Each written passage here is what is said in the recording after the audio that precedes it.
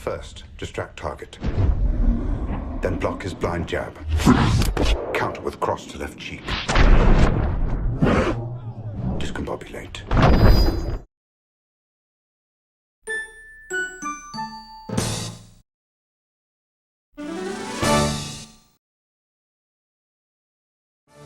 Welcome back to the lab, everyone. Pokemon Stadium has a reputation for being a difficult and unforgiving game, especially for players that don't have access to the transfer pack. So why would you want to do challenge runs in a game that can be so tedious to play? Well, why not? But a better question is, how do you go about creating unique challenges to complete? Well, let's take a look at a few runs I did to find out.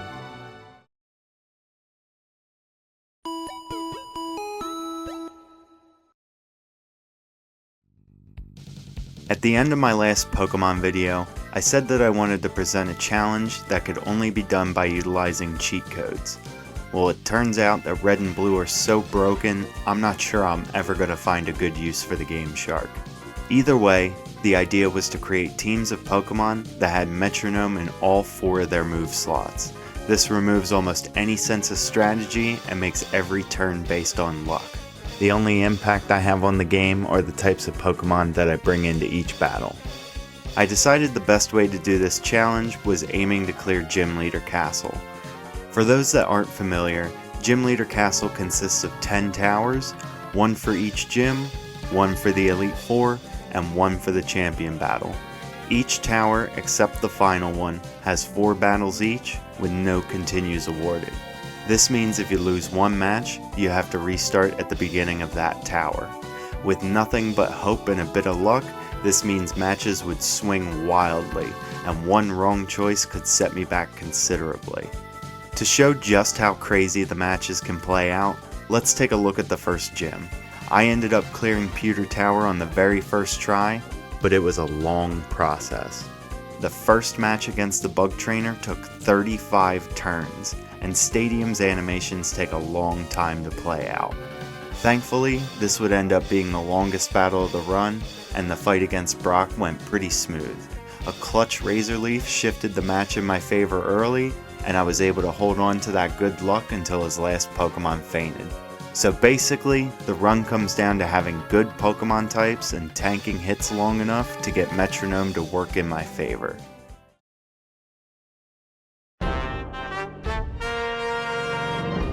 And then we come to the first real hurdle of the run. No matter how much I tried, I was not getting past Cerulean. That's when I realized the team I created didn't have any stat training, so I had to go back to blue for a bit.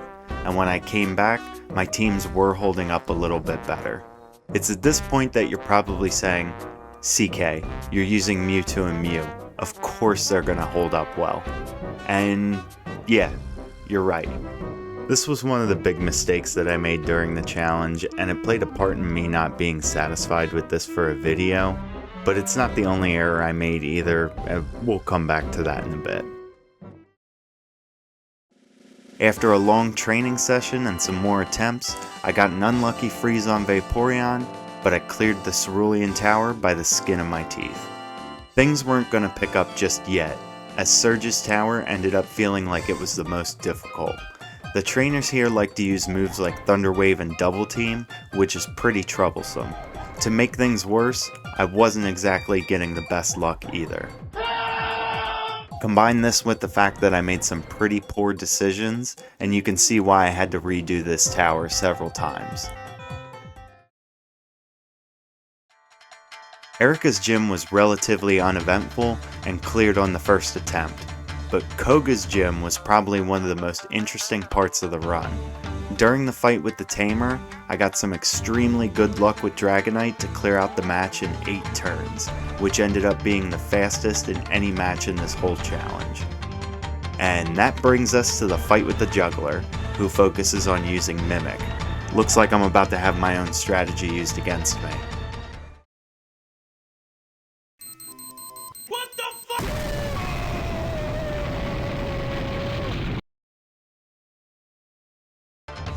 Koga's fight was pretty straightforward, but it was also the longest gym leader fight in the run. Wheezing isn't trying to explode, so it looks like I'm good to send in Mew. Gotta love this game. Anyway, after a bunch of bad luck and sleep powders, this match ended on turn 31.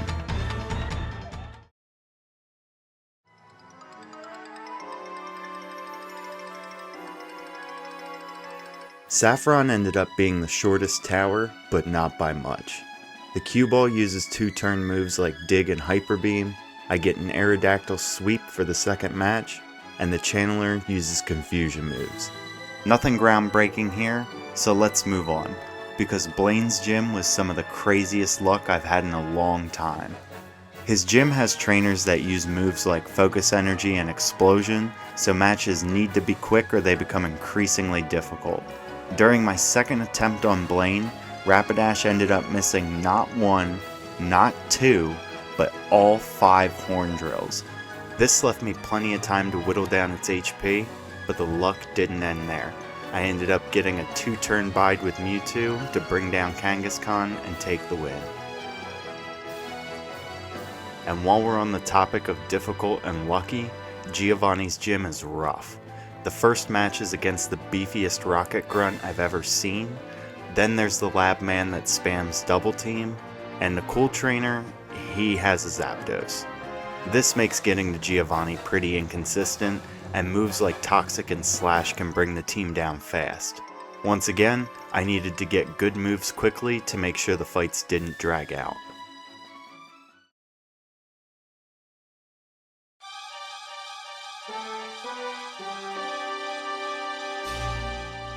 And that brings us to about 6 weeks after beginning the challenge. The final 2 towers are the Elite Four and the Champion, with no break in between. Lorelai's a complete wall, Bruno actually has a decent team, Agatha can wear you down with statuses, and Lance is... Lance. Getting through all 5 fights turned out to be a long endeavor, taking 2 weeks to even get close. Most of the runs didn't make it past Lorelai due to her team being so tanky. The biggest problem though was Agatha. Her ghost Pokemon actually make this fight extremely problematic for the Metronome run. There's a lot of normal type attacks you can get while using the move, and this doesn't really work well. And if you want to stack on Confusion and Toxic on top of that, it's just a recipe for disaster. And then there's Lance. As with all of the Elite Four, he has a pretty solid team, but the main problem here is the Dragonair, as it uses one of the worst strategies in the game. The moveset it has is equipped with Thunder Wave and Wrap, which drags out fights to ridiculously long times. But after 2 more weeks of attempts, I finally made it to the champion battle. And this was where I realized that I made another big mistake. You see that team? That's not the team I wanted to fight. Let me explain. Since I had so many failed attempts on the Elite Four, I made a preset team so I didn't have to worry about this kind of thing happening. Oh, come on. If you use Pokemon from a Game Boy cartridge in the Elite Four battles, the champion will have a team that's closer to what he uses in Red and Blue. He'll even have the opposite starter from the one that you picked at the beginning of the game. And since I used a preset team without the transfer pack, I got his standard one instead. But it took way too long to get here already, so I decided to push forward. And on the very first attempt of making it to the final tower, I cleared Gym Leader Castle by only using Metronome. I know, it's a little bittersweet since I could have set this up much better. I'm thinking about redoing this challenge at some point, but these runs are incredibly time consuming. And speaking of time consuming, you may have noticed that I listed the turn count for some of these matches. How many turns do you think the entire challenge took if we only count winning battles? Well, the longest fight was against the Bug Trainer at 35, and the shortest battle was against the Tamer at 8 turns. The longest gym was Blaine's at 91 total, and Sabrina had the shortest gym at 70. With that, here's the grand total. 691 turns, not counting losing battles. That's a lot of time spent just pressing the button and hoping to get good luck. but it's not the most time-consuming challenge for this video, so let's move on to the next run.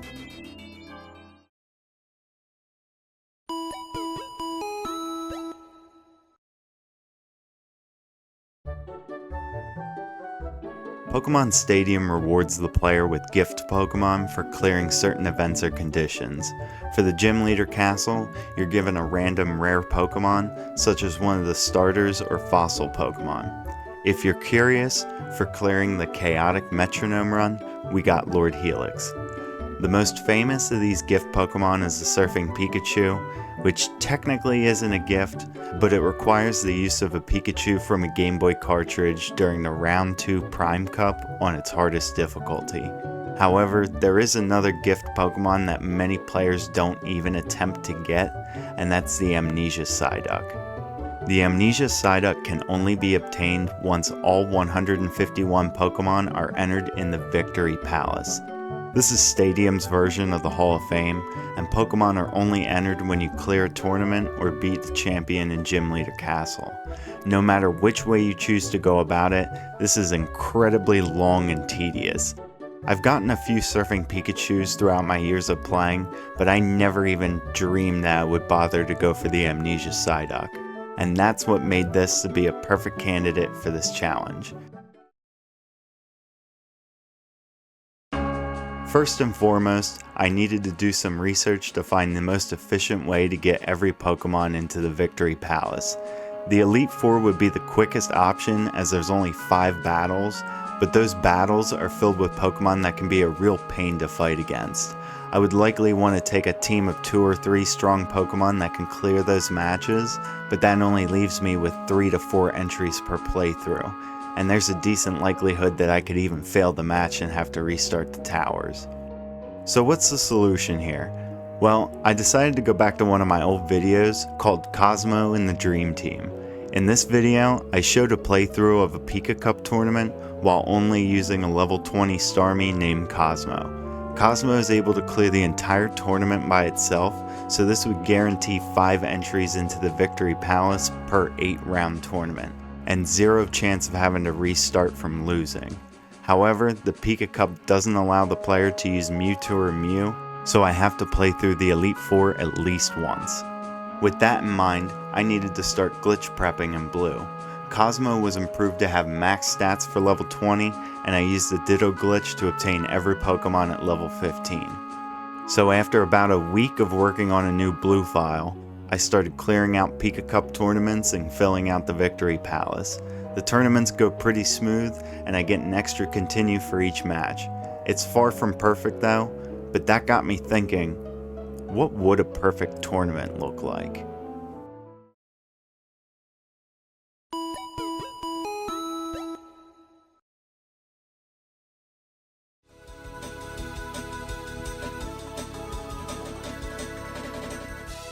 Clearing a tournament with Cosmo was simple enough, but getting a run where you use one Pokemon and take no damage is a whole different story.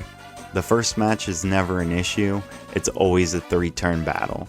The lad doesn't have anything particularly threatening, but Pidgeotto always uses Quick Attack. This means seeing Pidgeotto is a guaranteed fail, but there's no point in resetting because we want the Amnesia Psyduck. I also want to clarify that I didn't try to build any teams that could manipulate the AI, as I wasn't trying to spend any more time on this than what was necessary. The third match of the tournament is against a Swimmer, which is another 3-turn battle. None of the opponent's Pokemon are faster than Cosmo, and none of them can withstand a single hit. The same could be said about the Burglar in match 4 if it weren't for the Drowsy. This is one of the first Pokemon that isn't a guaranteed knockout. Surf is Cosmo's strongest move when I don't have a type matchup, but there's a chance that Drowsy survives on very low HP. Drowsy will always attack with Hypnosis, which has a 60% accuracy rate. This means we could theoretically miss the range and still take no damage, but Drowsy will attack with Pound or Confusion once Cosmo dozes off. Either way, that doesn't really sound like a perfect run, now does it?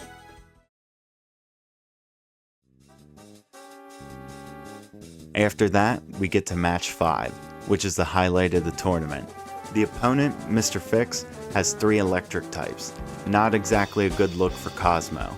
His aces are Raichu and Porygon at level 18, and Surf can't knock out either of them. There's a small chance that he doesn't take Raichu or Porygon into the match, but if he does, we absolutely need the critical hit to one-shot. This is one of the 2 matches in the tournament that can cause me to use a continue. If Porygon gets a special down with Psychic, it can be annoying to work around, but a critical hit paralyzed from Raichu can essentially end the match on the spot. Battle 6 is with the Hiker. Against Cosmo, he uses the same team 99% of the time: Seadra, Wigglytuff, and Rhyhorn. The only thing to worry about is that Wigglytuff has a very small chance to survive a Surf, but other than that, it's another 3-turn match. The semifinal is a different story, since the last has 3 Pokemon that are range kills against my best moves. Mr. Mime can withstand Surf, Dugong is extremely likely to survive a Thunderbolt, and Tentacruel has a chance to live through a Psychic. Her team seems to vary most of the time, making this a big dice roll if I wanted to get the perfect tournament. And even if I managed to get that far, there's still the final battle. The Fisher's best Pokemon are a level 18 Raticate and... If the Fisher chooses Raticate, it's actually an immediate loss. Why? Quick Attack. Go figure. If he chooses the Dragonair, I have a 90% chance to hit with Blizzard. If I don't, Thunder Wave and Wrap. Worse yet, this Dragonair also has Dragon Rage, which is really overpowered when you're such a low level. Regardless of which one the Fisher chooses, he almost always picks Clefable as his last Pokemon, and we just simply can't one-shot it without a crit. I actually had quite a few attempts that got this far, only to fail getting the crit on Clefable. Unfortunately, I wasn't able to complete the perfect tournament before getting 149 Pokemon into the Victory Palace, which brings us back to the second challenge. With only 6 Pokemon left, I began fighting the Elite Four. The final segment of this was streamed live on my Twitch channel, and in the recording, you can see the champion team that I mentioned in the Metronome run. But this wasn't the Metronome run anymore, so I blew through the last few battles and entered the final Pokemon into the Hall of Fame.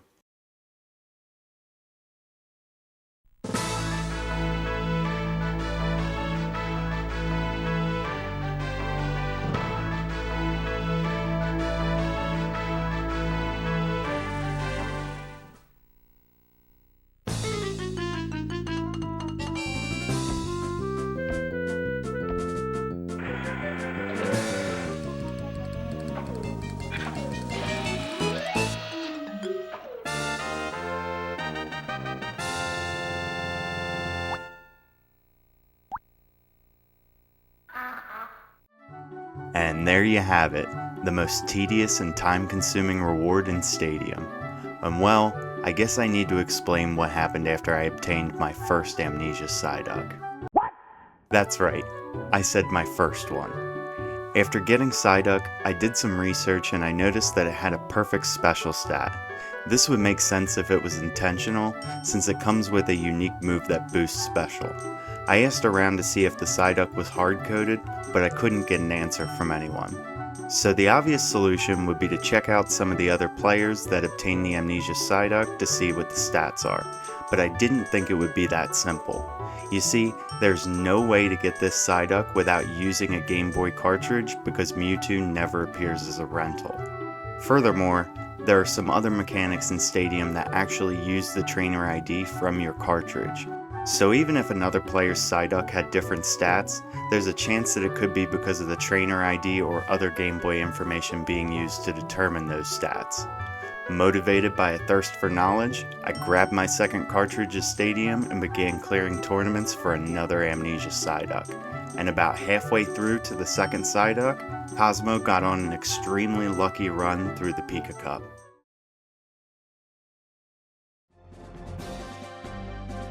No Pidgeotto in Battle 2, no Drowsy in Round 4, neither Porygon or Raichu from Mr. Fix, a critical hit on the Hiker's Wigglytuff, and then I nail the extremely unlikely range against Dugong in the semi-final. If I could clear the final match, I'd have my perfect tournament. The Fisher starts out with Golduck, which is a one-hit knockout. Then he throws in Dragonair. Do we hit with Blizzard? We do. Now, all that's left is the critical hit on Clefable. Oh, well I guess the game decided to play nice for once. Well, with that, there's our perfect tournament. Not much else to say about this run through, so let's jump to the second Psyduck. And look at that, different stats. I figured this was going to be the case, and that opened up the floodgates for the final challenge of this video, which is still going on after months of playing.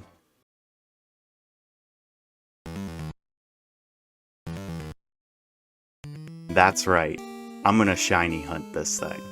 There's nothing I can really do to influence my chances of the Psyduck being a shiny, so I'm stuck with the 1 in 8,192 chance every time I obtain one.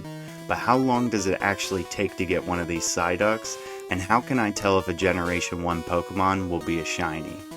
Well, there's 151 Pokemon to get into the Victory Palace, and 149 can be done through Pika Cup.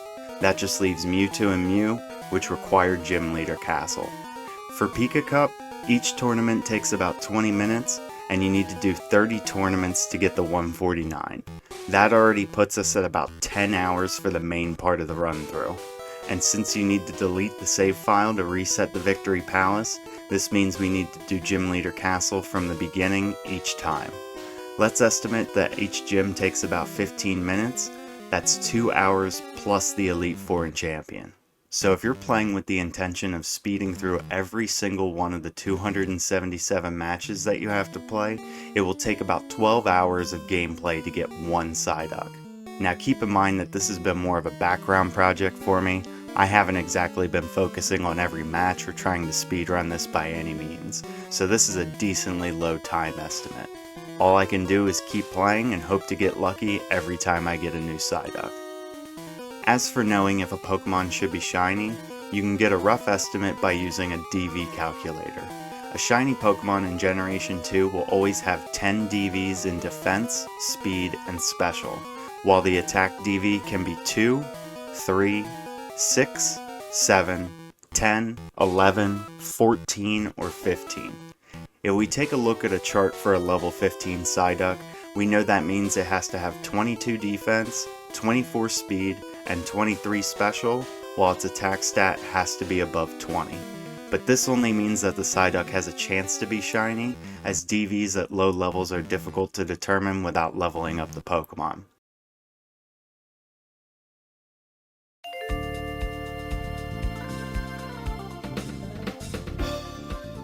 And that brings us to where I'm at during the making of this video. The live stream I did was actually my third Amnesia Psyduck, and I currently have 5. Unfortunately, only one of them has come close to being a shiny. Let me know in the comments what you thought of these challenges. I've been getting more active with live streaming recently, and I want to continue to stream shiny attempts and other gaming like randomizers and speedruns. As far as the channel is concerned, I'll be uploading content much more frequently now that I have the time, and you can expect that the next video won't take 2.5 years to release. I'll be uploading some stream highlights and some shorter video ideas I had, but the next time we're back in the lab, we're going back to Red and Blue for more crazy glitches. And with that, thanks for watching, and keep an eye on your subscription notifications. See you next time!